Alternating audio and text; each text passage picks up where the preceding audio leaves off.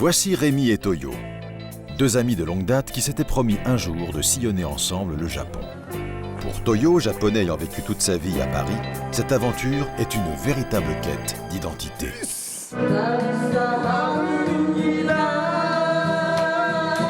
Une occasion de mieux connaître le pays de ses parents et de faire un choix. Qui est-il vraiment, un Français ou un Japonais? Rémi aussi recherche quelque chose, le paradis, l'endroit idéal où s'installer. Alors quoi de mieux que de visiter le Japon en compagnie de son ami d'enfance? Deux regards croisés sur des stéréotypes qui ont la vie dure et qui figent le pays du soleil levant dans l'imaginaire des Occidentaux. Un Japonais et un Français côte à côte pendant 2 mois et le long d'une route de 6000 km. Un voyage fait de rencontres d'exception et qui les mènera au cœur d'un Japon insoupçonné.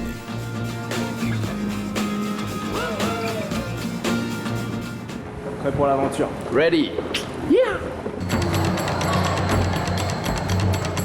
Après 20 heures de voyage, nous débarquons enfin au Japon et accessoirement dans la ville la plus peuplée au monde. Tokyo et ses 35 millions d'habitants n'a rien de zen. Surtout dans le quartier central de Shibuya à l'heure de pointe. Il fallait nous rendre à l'évidence. Même dans un pays moderne comme le Japon, nous allions vivre des moments insolites et rencontrer des gens d'un autre temps. C'est les vacances! でもう一度聞くけど、皆さんなんでそういう着替えをしてるんですか？卒業式でした。卒業式。Donc là, en fait, elles sont habillées de la sorte parce qu'elles fêtent la fin de leur année. La fin de l'année. Voilà. Youpi, l'école est finie. Et donc là, je te traduis, elles arrêtent pas de te dire que t'es beau, elles en peuvent plus. Oh. Voilà. C'est pas faux en même temps. Voilà. Merci beaucoup. Thank you very much. Where are you from? Paris. Eat. Yeah. Very good. That's my first day in Japan. Shonichi. Donc là, voilà, bon, je les laisse un petit peu tranquilles parce qu'elles sont totalement folles de lui. Voilà, ce qui est normal, bon voilà, elles adorent la France, elles adorent Paris, voilà, elles adorent les beaux garçons, les beaux occidentaux comme Rémi. Dans ces moments-là, bon, voilà, qu'est-ce que j'ai d'autre à faire que filmer et traduire. Voilà.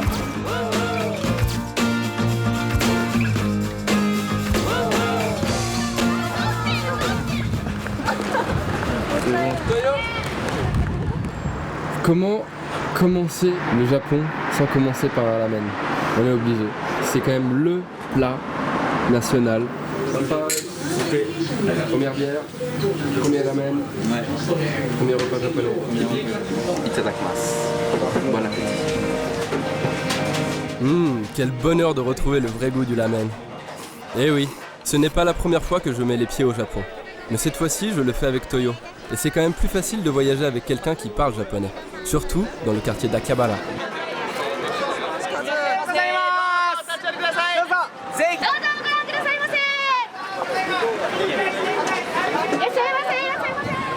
À l'origine, Akihabara ou Akiba pour les habitués était le quartier dédié à l'électronique.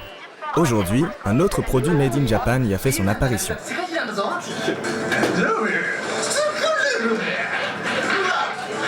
Il s'agit bien sûr des mangas. Nous sommes dans un Meidokisa, une sorte de bar dans lequel le personnel exclusivement féminin est habillé en soubrette, mi-personnage de manga, mi-fantasme des japonais.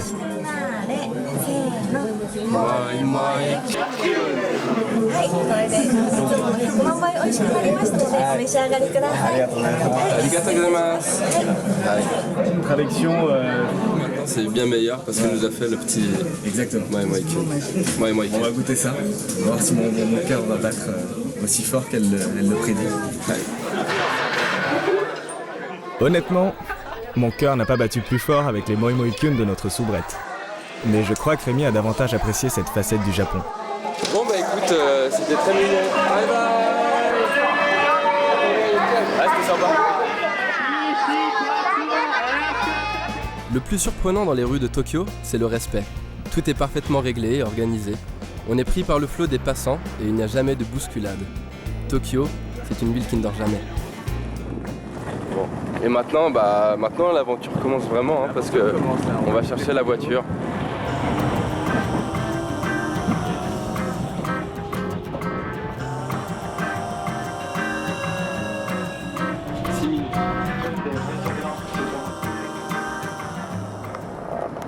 super galère au Japon, c'est trouver un endroit à partir d'une adresse. C'est quasiment impossible, à peu près 10 personnes qui nous ont envoyés à droite, à gauche, tout ça pour trouver la voiture quand même. Pas de voiture, pas de road trip. Pas de road trip, pas de road trip. Oui. Alors, on est loin? T'as trouvé? Ouais, là en fait on a fait 3 fois le truc mais c'est de l'autre côté. Aujourd'hui, on s'est rendu compte d'une chose. On peut facilement se retrouver en galère dans un pays soi-disant bien organisé comme le Japon. Il fait froid la nuit sur le mont Fuji? Légèrement un petit peu mais sous la couette là, bien enfermé sous la couette, ça va là, on a passé une bonne nuit là.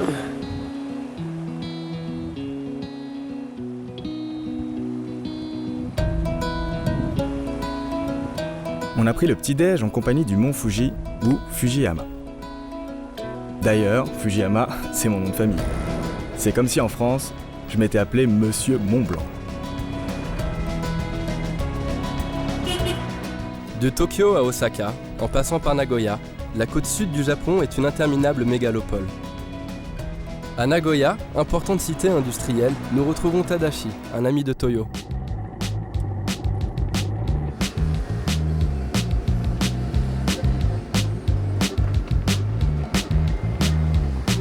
Tadashi s'est mis en tête de nous montrer que même dans les zones les plus urbanisées du Japon, la tradition reste bien ancrée. Nous rendons visite à Madame Haruko.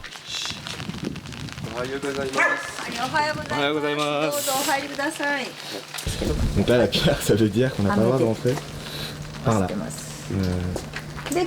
Et donc elle nous demande de passer par là. D'abord, Oui. Il faut rentrer par devant, parce que sinon, si tu rentres par derrière, c'est mal poli. et après tu...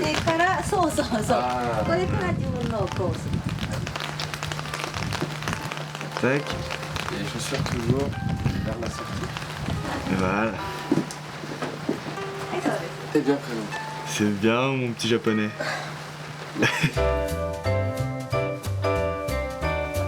Rémi en kimono, on aura tout vu.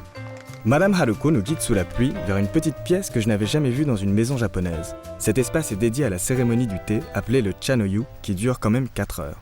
4 longues heures pour apprécier dans les moindres détails ce rituel ancestral. Au Japon, c'est considéré comme un art. Pour nous, c'est une grande première et surtout un honneur.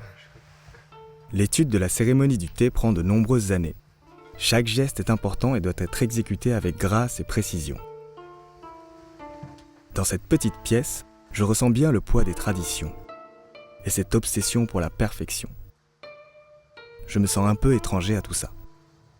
Moi qui suis à la recherche de mon petit paradis, si un jour je m'installe ici, il me faudra beaucoup de temps pour intégrer tous les codes de la société japonaise.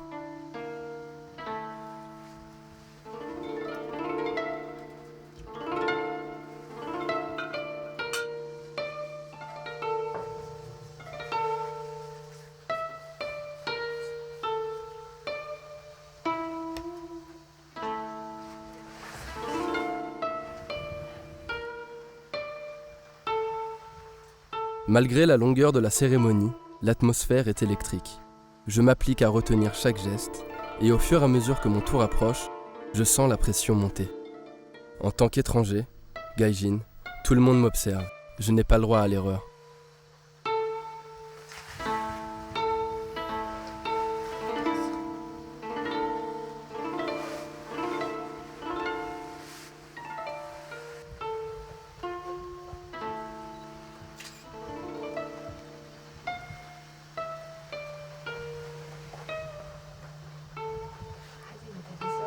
La première fois. Alors ?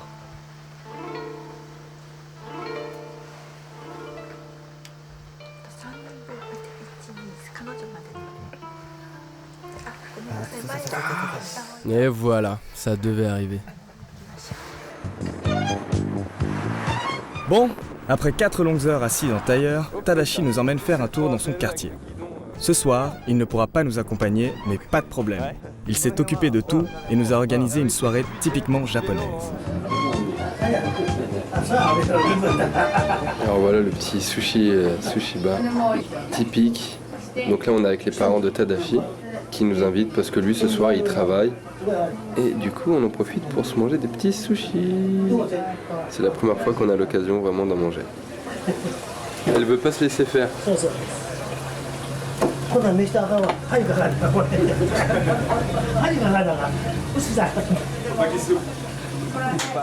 Kanpai. Kanpai. なやっぱりその成功してほしいという人の願望やからね人間でもやね En tant que japonais, il souhaite vraiment qu'on réussisse le documentaire. これ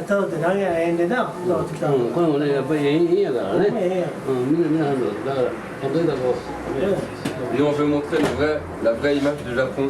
Ouais. C'est des gens comme ça en or. ありがとう感想みたいいやじゃあまた Santé.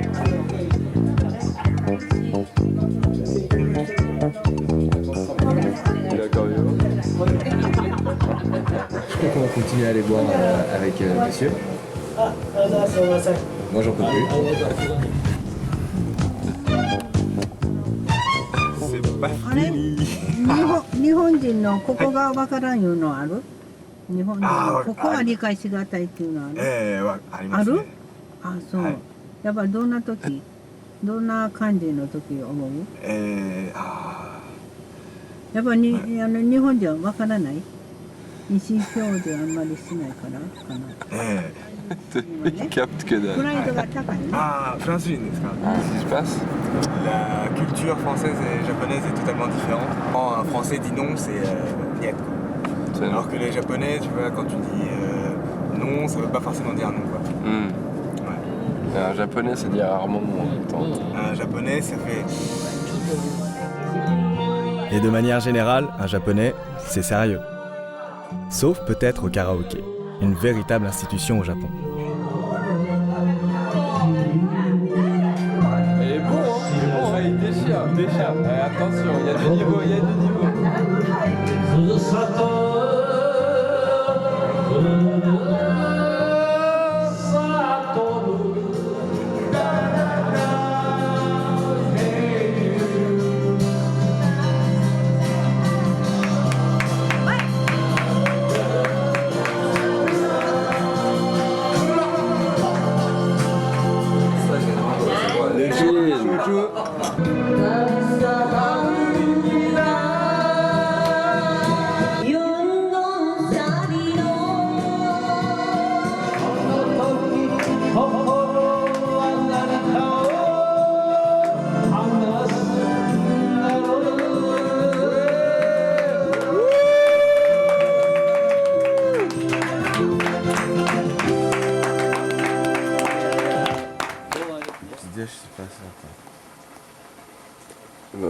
Petit-déj, ça requin quoi. Oh putain. Faut s'accrocher à 7h du matin. Bœuf, oignon, banane. Parfait. C'est bon hein. Moi je kiffe.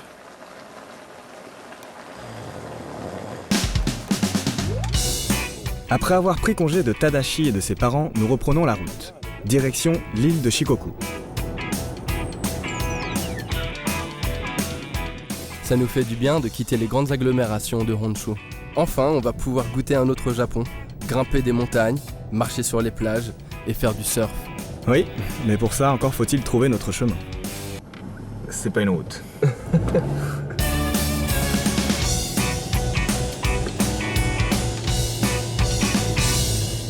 Du coup là on cherche l'auberge de jeunesse. Mais le problème c'est qu'on la trouve pas.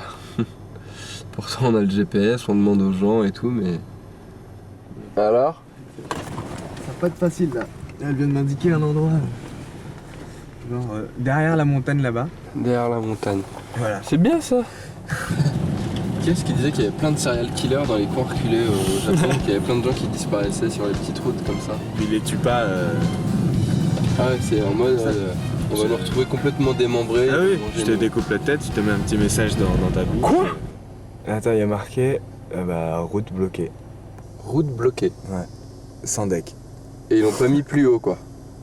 Non. Oh putain. T'es sérieux là? On a fini par atterrir dans un petit coin au sud de Shikoku, réputé pour son surf. Et donc là on est dans une espèce d'auberge de jeunesse assez backpacker, très roots, très roots.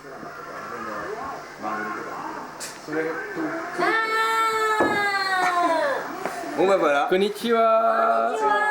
on a trouvé notre premier backpacker. Et voilà, c'est un hangar.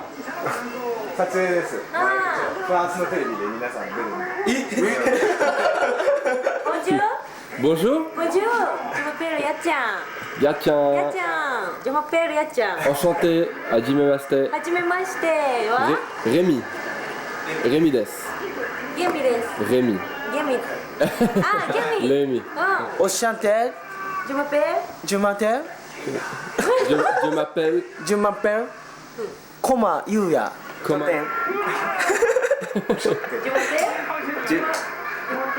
Je m'appelle Hori Taisuke. Enchanté, je m'appelle Toyo. Toyo Fudiyama. Hajimemashite. 下さん、大阪行ったらおらんかった？ Champion du monde. Kawaii. かわいい。 Voilà, résumé, c'est bon. Furikura. プリコラ。秋葉原。 Akihabara. 日本といえば。 Nihon to ieba, ouais. Japon, résumé du Japon, voilà. Ouais. C'est 日 bon, 本と c'est いえばサムライ。 Samouraï. Comme quoi les Japonais sont cool, hein, Et on peut surfer au On Japon. peut pas faire des généralités non plus, mais. Voilà. Notre mission aujourd'hui, c'est d'aller surfer. Aller surfer, mais dans des conditions un petit peu spéciales. On voulait aller surfer par condition de tempête.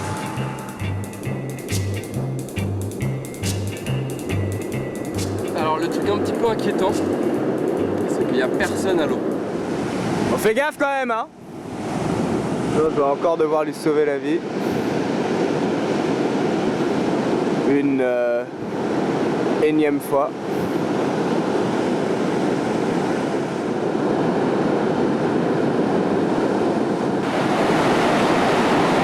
C'est vraiment Bryce de Nice en brun.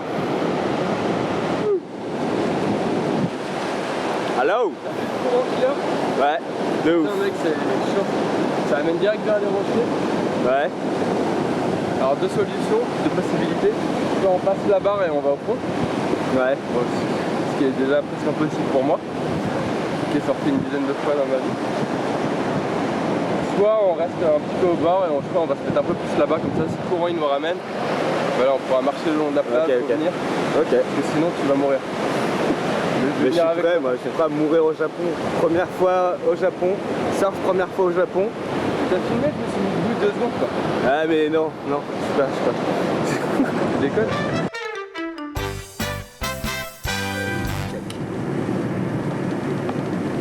Voilà les petits paysages typiques qu'on a sur la route. À Shikoku et un petit peu partout au Japon, c'est partout la même. On en profite un petit peu, c'est les derniers paysages parce qu'on quitte Shikoku pour Kyushu via le ferry.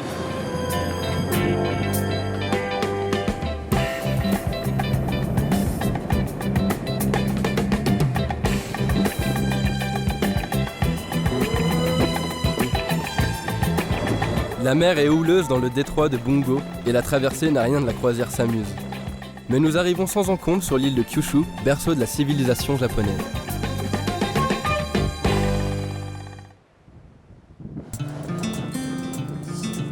En mauvais marin, nous n'avons bien sûr pas consulté la météo. Pourtant, un phénomène météorologique important nous attend. La floraison des cerisiers japonais, les sakura, marque le début du printemps. C'est l'occasion pour de nombreux Japonais, jeunes et vieux, de profiter d'une semaine de congé ou de simples moments de détente en famille. Les cerisiers représentent une multitude de choses dans l'imaginaire japonais. Traditionnellement, le sakura a toujours été le symbole de la beauté éphémère et reste étroitement associé aux samouraïs.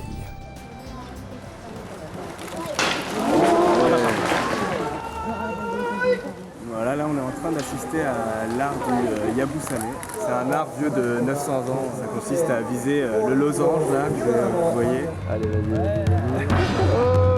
À l'époque, le Yabusame aidait le samouraï à mieux se concentrer pour être capable de calmement bander son arc visés et tirés dans la fureur de la bataille. Par leur courage, leur persévérance ou leur destin parfois tragique, les samouraïs forcent encore aujourd'hui le respect et l'admiration des Japonais. Voilà dans un petit game center, une salle de jeu. On a rencontré deux filles qui tout de suite nous ont proposé de faire des pelliculas. On va les habituer tout de suite.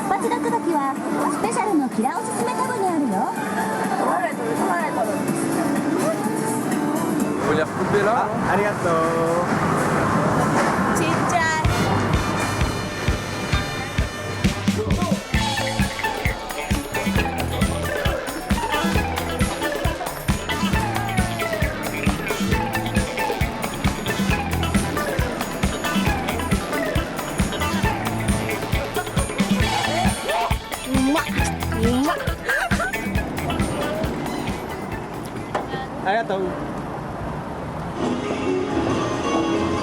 Nous entrons ici dans un mangakisa, sorte de temple dédié à la BD Made in Japan. Inutile de vous parler de la passion des Japonais pour les mangas. Du manga, en veux-tu, en voilà.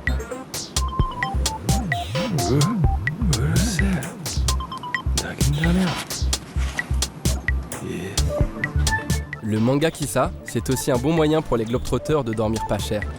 Moi c'est la 27 et toi la 24.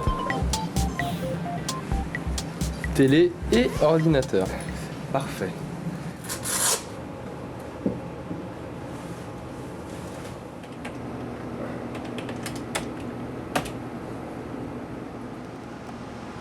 Première nuit au mangakisa. Ah, mais on dort pas super bien, hein. Surtout avec les gens qui ronflent à côté et puis qui fument leur clope. Toyo ? Ouais. Il est 10h. Ouais. 10 heures, l'heure pour les capitaines Rémi et Toyo, à bord de leur Starfleet Titan, d'entreprendre l'ascension du mont Aso. Nous avons rendez-vous avec la Lune.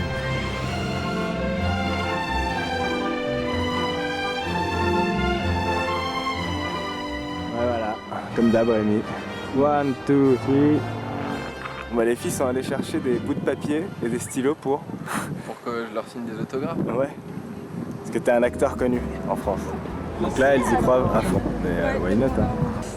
Fall in love with love. Thank you. No. Kanae desu. K-A-N-A-E. Ah, En gros, comme ça se... Comme Kanae. Comme ça s'entend. Comme ça se donne. Tu te grouilles de signer? Faut que j'aille au chiottes, moi. Plus populaire que le Mont Asso. Rémi Gilbert. Vas-y, dis-le. Bon, d'accord. J'ai adoré être pris pour un acteur et signer des autographes. Mais je présente publiquement mes excuses à ces charmantes demoiselles. Car devant le mont Aso, le plus grand des volcans du Japon, eh bien, je me suis senti tout petit. Nous continuons notre route en direction de Beppu. On nous a parlé d'un izakaya un peu spécial. Un izakaya, c'est en gros le bar à tapas japonais. Incontournable.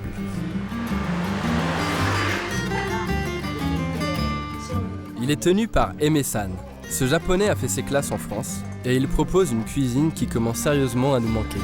Ça c'est du petit magret de canard. Et là on va manger quoi? Des escargots. Généralement en fait, les Japonais rentrent pas dans des restos français, des restos dits français. S'il y a écrit français, ils osent pas trop. C'est pour ça que lui en fait il a un peu fait un mix. Il a fait un izakaya mais avec quelques plats français voilà, pour introduire à la... Et du coup c'est un succès monstrueux les escargots apparemment. Ah ouais? Et ouais, on dit que les Japonais copient en mieux. En mieux. C'est presque vrai. Oishi. Vraiment excellent. Oishi desu. Katatsumori.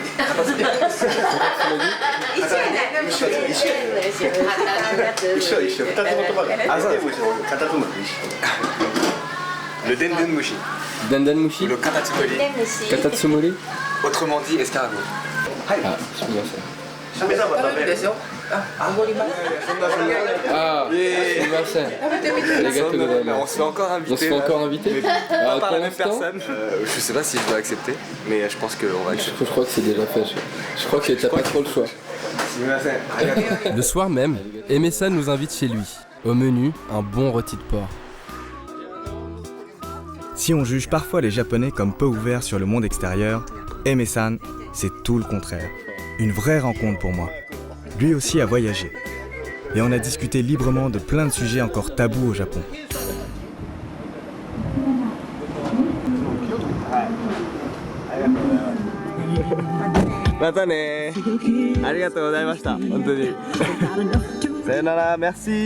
À bientôt. Et voilà, 3000 km au compteur. Et pour notre prochaine étape, direction Kyoto, le centre culturel du Japon.